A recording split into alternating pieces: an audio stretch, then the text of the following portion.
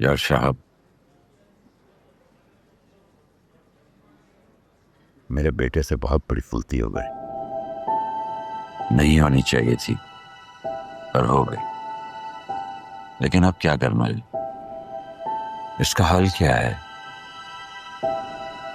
यकीनन तुमने कुछ ना कुछ तो सोचा होगा। बताओ मुझे।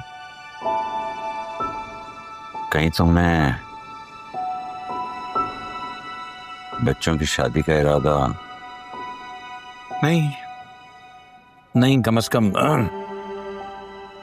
कम मैंने तो अभी तक ऐसा नहीं सोचा।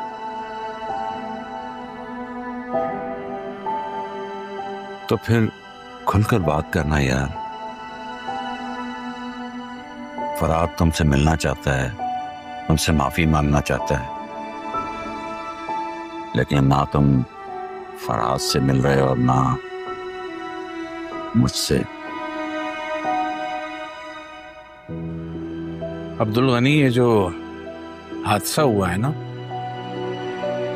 इसकी वजह से हुरम अभी तक एक ट्रॉमा का शिकार है। अब मैं खुद नहीं समझ पा रहा, सोच पा रहा कि मैं तुमसे बात करूं तो मैं बात क्या करूं। कम से कम तब तक तो नहीं कर सकता जब तक मैं ये ना जान लूं कि हुरम के दिल में क्या चल रहा है और हुरम क्या चाहती है। अब वैसे एक बात है, बहुत तल्ख बात है, पता नहीं मुझे तुमसे करनी चाहिए या नहीं। कह दे यार, जो दिल में है कह दे। पूछने की जरूरत नहीं है।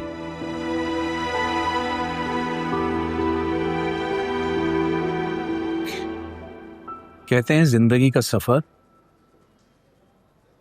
किसी अच्छे हम सफर के बगैर कट नहीं सकता। हुरम को मैंने कैसे पाला है,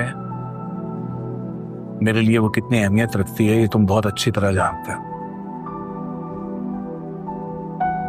और एक बेटी के बाप होने के नाते, चाहे मैं हूं या चाहे कोई भी बाप, वो यही चाहेगा कि उसको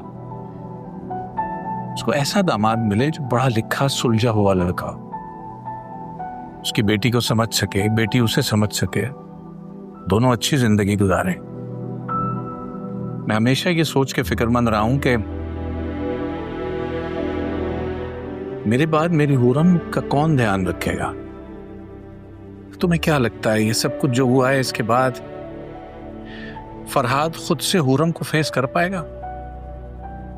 मुझे लगता है कि उसने हुरम की नजरों में खुद को गिरा लिया है।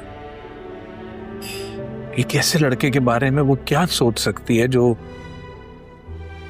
उसे यूं गैरों में, बल्कि गुंडों के बीच में इस तरह से छोड़ के भाग गया।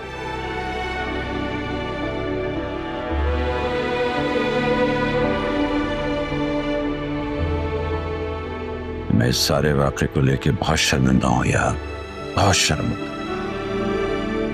तभी तो कह रहा हूं कि बात करने को कुछ बाकी नहीं रहा है। कम से कम तब तक जब तक हुरम ही अपनी राय ना बता दे, उसके दिल में क्या है वो मैं उससे पूछना नहीं। उससे पहले तो मैं कुछ नहीं कह सकता।